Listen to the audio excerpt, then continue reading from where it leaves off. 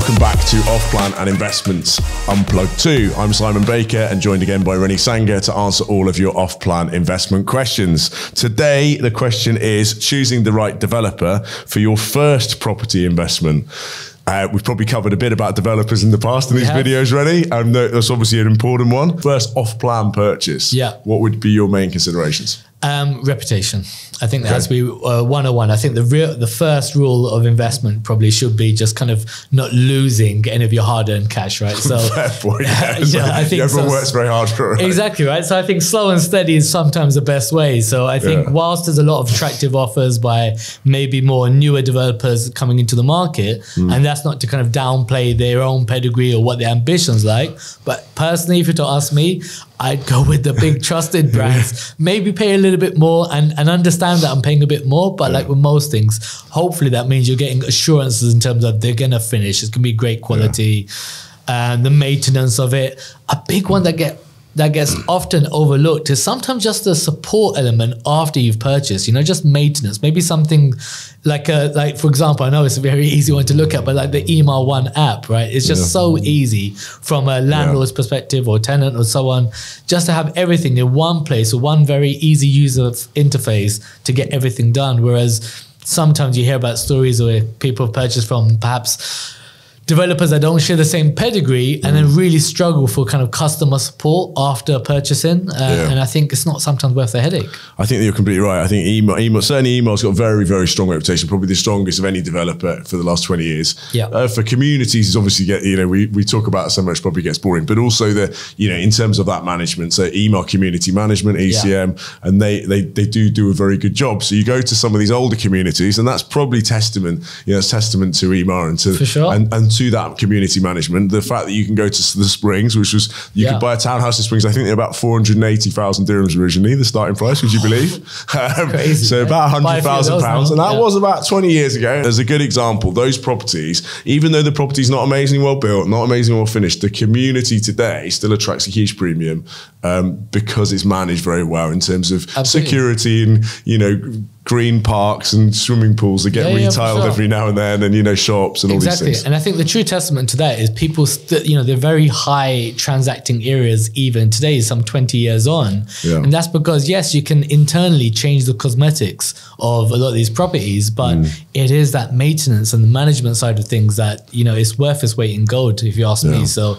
I think to answer your question, the pedigree of the developer, and look, and there are some other developers that have been kind of born out of the likes of Emaar, and that's kind of alluding to Ellington Properties, and that's kind of almost like not a spin-off, so to speak, but kind of born out of Emaar, if you like, who also have great pedigree in the market now, right? And they've actually delivered a good handful of projects, a great name behind who the founder is. Plus, a big one for me that kind of derives from that is actually seeing a developer that has a show home. I think in the buoyant market that we're in now, there's very few show apartments or show villas to actually see. That's partially because a lot of these launches come and go on day one. So developers probably don't take the time, they don't see the need for it. But I think having something a bit more tangible, particularly when you're buying sand in the desert, so to speak, it is definitely worth going to see and get a feel and touch of what you can expect. No, definitely. And I think also when it is your first property investment, you want to make sure that you start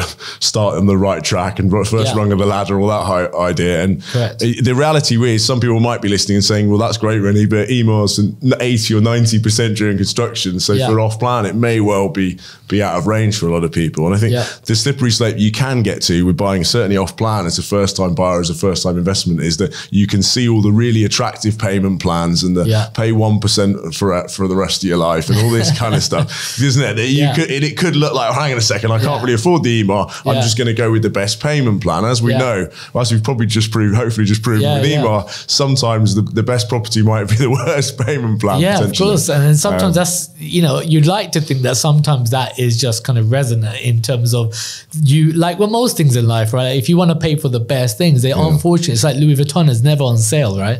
You'll never find it with a flash sale like you'll see at Balmain, right? But it's just because that is the value. That's the value proposition. If you want the best, you pay for it. And if you want longevity, and to be honest with you, it does.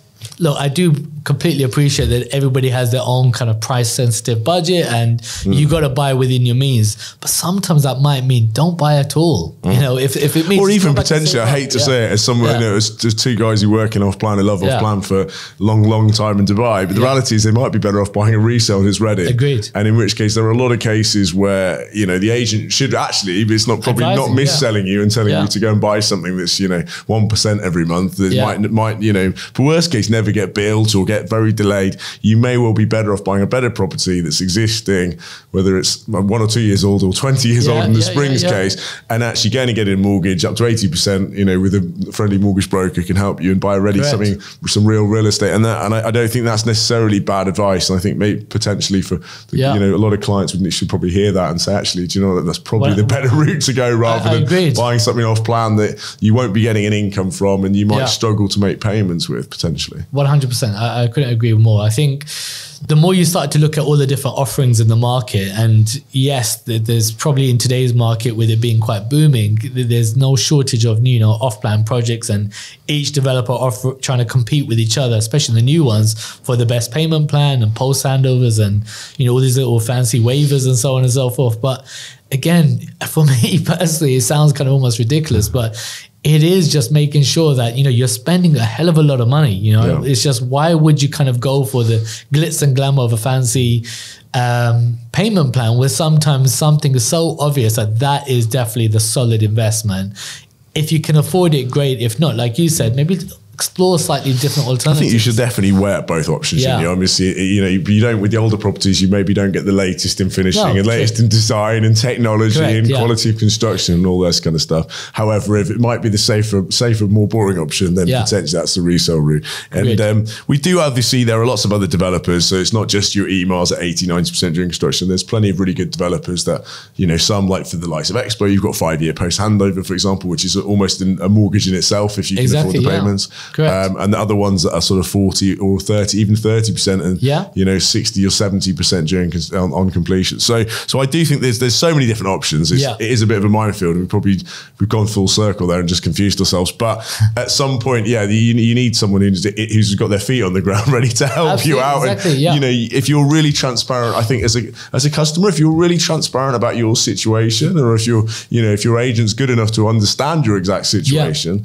then they should be able to come back to you with, you know, what's genuinely the best in terms of for that specific customer's needs, rather than just what's best for the broker because that's what they're selling at the time. Absolutely. And I think, again, kind of going back to the visual questions, and, you know, how do you choose which developer? Sometimes, again, like with most of these things, it kind of come back to the individual client's requirements. But, you know, if it is capital appreciation, it might be one developer over the other, right? Because it could be that particular location or that particular developer increases their prices during the kind of sale process, where if you bought at phase 1, so to speak, you're benefiting from the most capital appreciation. Now, if that's your goal to flip upon handover, you're going to obviously benefit from the highest margin. So like with most things, right, it's just understanding your individual requirements, then we're in a position to best advise. And obviously there are a lot of options, a lot of different locations. Yes, indeed. And it can be a bit of a minefield. So I think it's very important, as you said, and then within a location, hopefully there'll be a couple of different developers, and we can, you know, you can give the plus and minuses of each of those, and hopefully someone can make an informed decision, which I think is the most important thing. That's the one. Thank you so much for joining us. I look forward to the next episode.